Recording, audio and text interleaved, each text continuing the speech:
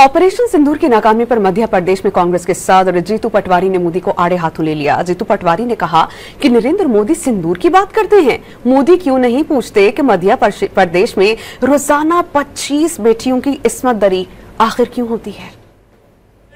मोदी जी, सिंदूर की बात करते हो आप, सिंदूर की। जब आप भोपाल में बात कर रहे हो तो पड़ोस में बैठा आपका मुख्यमंत्री, वही गृह मंत्री भी है। आप क्यों नहीं पूछते कि 25 बेटियों के साथ रोज बलात्कार क्यों होता है मध्य प्रदेश में? आपने क्यों नहीं पूछा कि बालाघाट में 4 बेटियों को रात भर रोलते रहे दरिंदे, जब आप क्या कर रहे थे? नरेंद्र मोदी जी, आपको बताना होगा कि 3000 का आपका मोदी गारंटी थी। इन्हीं सिंदूर के रक्षक जिनकी करना चाहते हो, उन्हीं को आपने गारंटी दी थी। बहनों के 3000 का क्या हुआ? क्या हुआ उन बहनों के सम्मान का, आत्मनिर्भरता का? यह उत्तर क्यों नहीं देना चाहते हो?